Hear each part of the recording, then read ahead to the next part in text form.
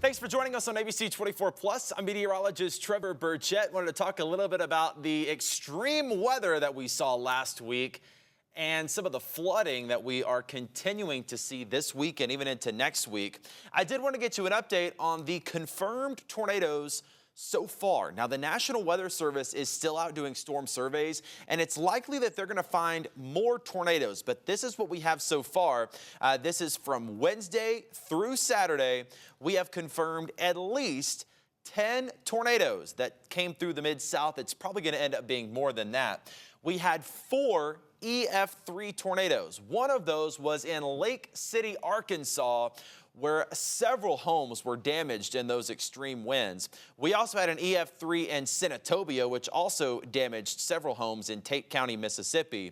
That same storm went on to produce an EF3 tornado starting in Sladen, Mississippi, and continuing into Fayette County near the LaGrange and Grand Junction communities. And of course, we had that EF3 tornado near Selmer. We also had 4 weaker EF1 tornadoes that did some minor damage, and even an EF2 tornado that touched down in southern Cross County. That was actually on early Saturday morning, and that produced some damage near the Country Club in Cross County. Here's a listing of those tornado reports as we kind of break them down. We had, this is for Wednesday night into Thursday morning, one near Bay Village, Arkansas. That was an EF0. Of course, we were just talking about that extreme damage that we saw near Lake City, Arkansas. We had similar damage near Senatobia and in Selmer. We also had damage reported from that EF3 tornado in Marshall County that went on into Fayette County, Tennessee, from Sladen, Mississippi, all the way up to Grand Junction, and then a weaker EF1 tornado that touched down in Glenn, Mississippi, near Alcorn County. But one of the communities we've checked in on recently, of course, we've kind of been bouncing around to each one of these communities, telling their stories, figuring out what kind of help they need.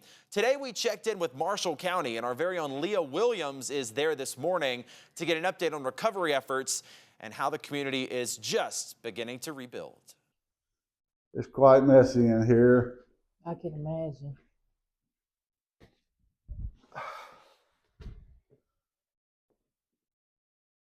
Wow. This is my bedroom, and this is where I was. Oh my goodness. I was laying in bed, and my dogs were over there. Then a window busted out, so I fell down right here on the floor, curled up in a ball as high as I could. My dogs were over there and on their beds there, and I called for them, and they wouldn't come. They were traumatized. When I came in here, when the sun came up, and I came here and started able to access the damage, I was just struck. I couldn't believe it. And the next day, it rained all day long, and it just made everything worse, and everything got worse and worse. I was in shock the whole time, and I was like that probably. I still am. My phone did go off, but I didn't have time to check it. Everything got cuts on it, glass shards and everything was. All this furniture here of all, glass. I came in here and glass was sticking in here, glass sticking in walls everywhere. As soon as State Farm gives me the go ahead, next week I got some guys come out here and they're going to demolition my house for me, take it down to the slab. But everybody in Sladen opened their arms up to me. I think once I get my dogs back in my life. Yeah. Bring a little joy back My into family. your life. Yeah, they're my family. And again, that's just one of the many communities that were impacted by tornadoes. I mean, this list is just from Wednesday night, several in Arkansas, North Mississippi, and Tennessee. We also have several reports from Saturday morning. If you were with us early Saturday morning from about 1 a.m. to 4 a.m., we had a host of tornado warnings and several weak EF1 to EF2 tornadoes touched down across northeast Arkansas and northwest Tennessee. The strongest one of those was near Wynne in southern Cross County. That was near Fitzgerald Crossing. That was an EF2 with 120-mile-an-hour winds, and that did do some damage. Just to kind of break things down for you and show you what that looks like, of course, generally an EF0 or EF1 tornado is on the weaker side. Those have winds of about 65 to 100 miles an hour. So even weak tornadoes can still do some pretty serious damage. Gets a little stronger with those EF2s and EF3s, which some of those we saw. We saw winds of up to 165 miles an hour in places like Selmer and Senatobia, very high winds there. And that's when you start to see some significant damage, and that's when those tornadoes really become dangerous to humans. Violent tornadoes, EF4 to EF5, thank goodness we didn't see any of those, but of course catastrophic tornado damage, even with the tornadoes that we did see that were in that EF2 to EF3 range. Again, storm surveys are continuing. The National Weather Service hasn't even really gotten to the storms late Saturday night. They're going to continue those surveys today. It does look like we had another tornado touchdown in Lafayette County, Mississippi. This was east of Oxford on Saturday night. We're showing you some of that damage there, and that is going to be near the Lafayette Springs community on Highway 278, and it's believed that we had a tornado touchdown Saturday night in southern Tippah County. This is some of the damage from near Dumas from our news partner WTVA in Tupelo. That's the ABC affiliate there, and this is where a home was severely damaged on Saturday night from that tornado. Thankfully, no major injuries to report there, but again, significant damage not far from Dumas in Tippah County. That's the same storm that ended up also producing a tornado near New Albany. Again, as those damage reports continue to come in, we will update you on those as the National Weather Service continues those storm surveys. But with such an extensive storm like this, it is going to take several days to get all those surveys in. So that's the severe weather front, those tornadoes, and the cities just beginning really their rebuilding process. And of course, our thoughts are still with them as many families are forever changed from those deadly tornadoes that we saw last week. We're going to keep checking in with those communities and make sure we are passing along their messages of what they need and what other areas can do to help. But something that's still ongoing is also the flooding risk. We have had serious river flooding that started late last week and has continued into this week. Memphis officially over 4 days last week saw over a foot of rain. That caused serious flooding on the roadways that has mostly since subsided. But now, of course, it started to go into those rivers.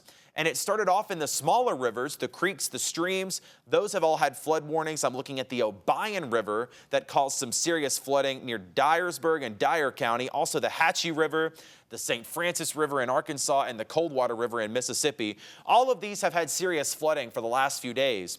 But now those smaller rivers have crested. For the most part, we saw those rivers hit their maximum level early Wednesday morning, and those smaller rivers will kind of start to come down over the next few days. So we've had several roads that have been closed due to that river flooding in East Arkansas, through West Tennessee, and even into North Mississippi.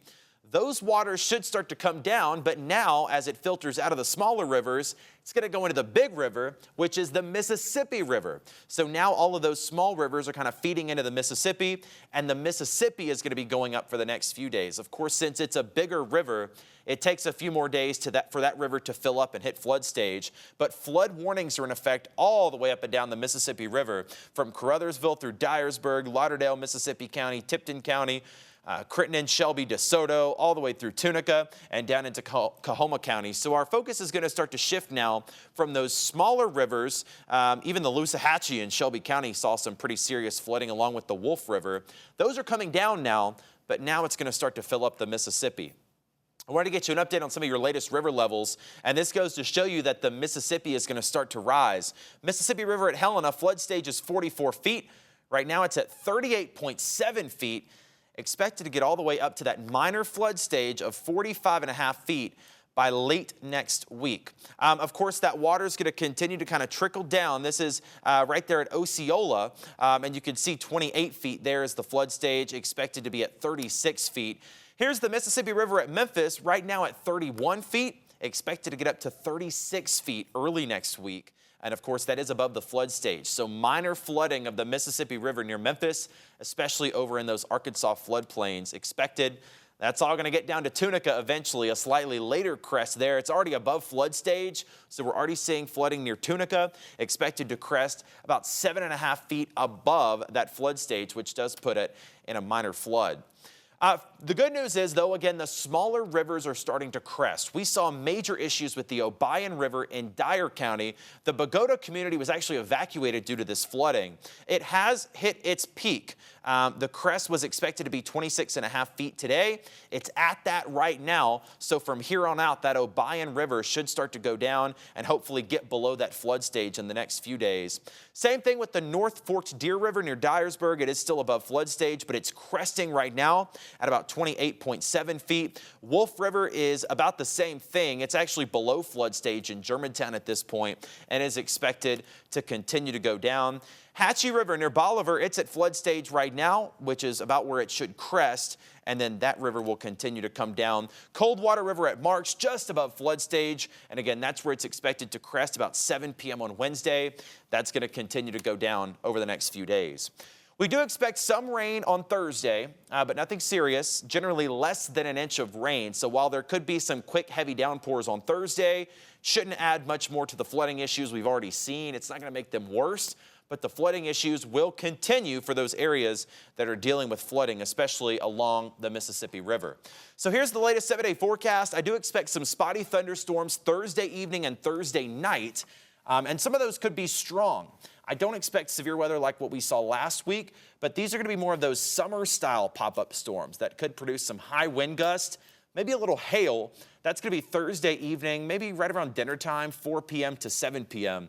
That's the only chance of rain for the next 7 days. And again, it's only going to add up to about 1/2 inch. So that shouldn't add much more to our flooding issues.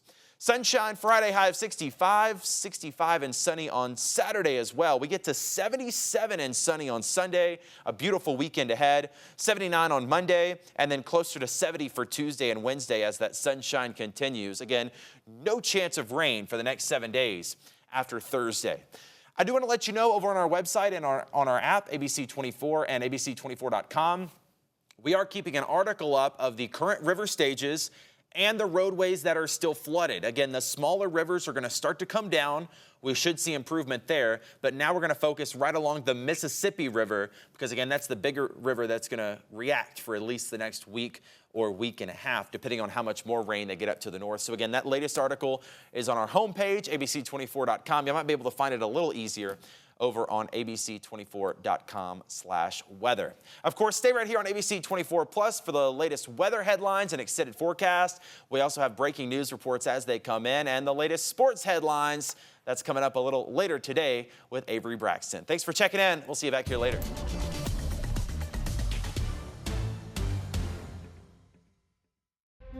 Several thunderstorms that are producing tornadoes right now.